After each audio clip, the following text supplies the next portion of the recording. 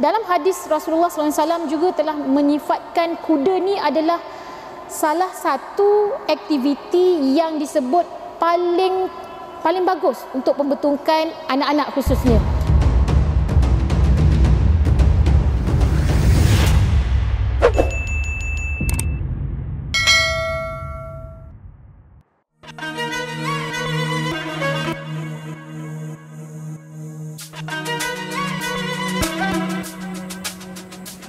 Kalau kita katakan budaya berkuda kepada orang Melayu, sebenarnya sejarah kuda dan warisan Melayu ni sebenarnya tak dapat dipisahkan.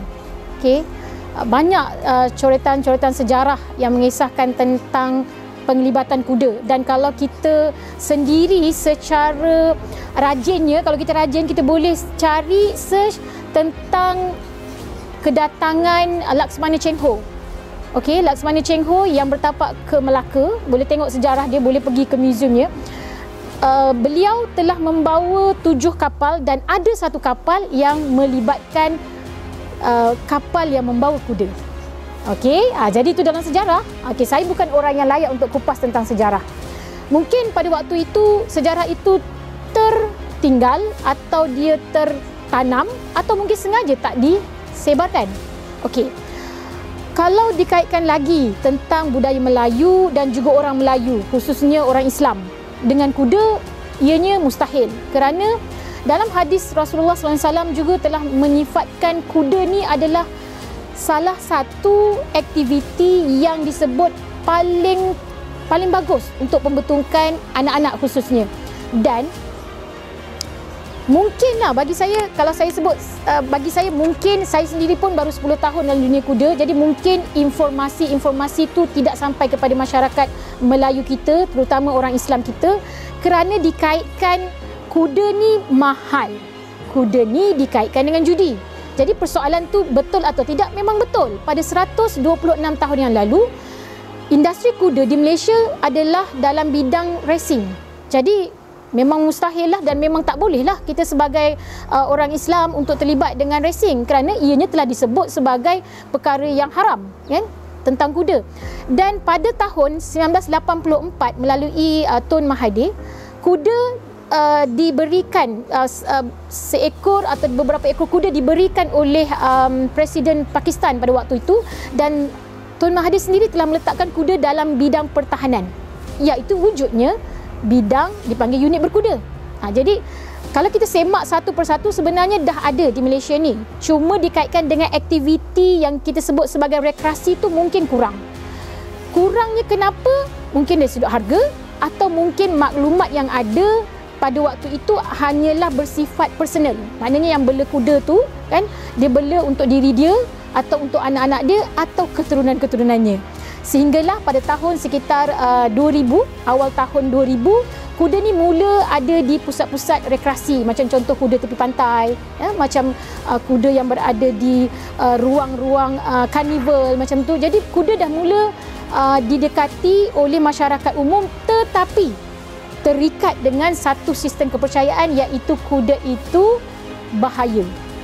Kuda itu mahal harganya. Kuda itu suka menendang. So perkataan-perkataan yang negatif ataupun sangkaan-sangkaan negatif inilah yang telah terpasak dalam minda orang Melayu, khususnya masyarakat Islam di Malaysia. Alhamdulillah, saya sendiri terlibat di dalam pengucapan ataupun menyampaikan maklumat tentang kuda pada tahun 2029 hari itu dalam sebuah forum industri. Kita mengkaji sebenarnya tentang minat perkembangan daripada kalangan masyarakat Islam terhadap aktiviti kuda. Ternyata setiap individu tu semua merasai macam, kuda seronoknya. Kalau kuda, saya nak cuba. Tapi kat mana, berapa harganya, boleh ke?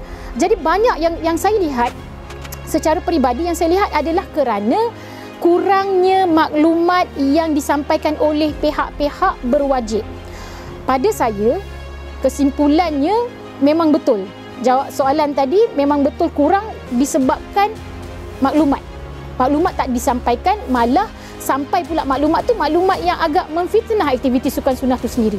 Kalau perlu saya sebut, kita tak pernah terlambat sebenarnya.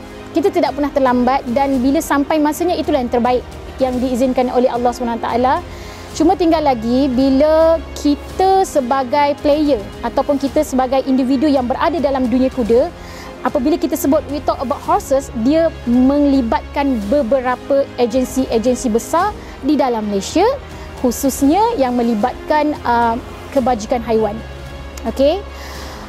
Saya tidak nafikan sekarang ni dan statistik yang kami terima, dan saya sendiri yang membuat kajian dan saya sendiri pergi turun ke kandang-kandang kuda, ramai yang mengatakan sedemikian rupa, iaitu tentang kebangkitan kali kedua, tentang yang menanti hari-hari 2004 mungkin, ya.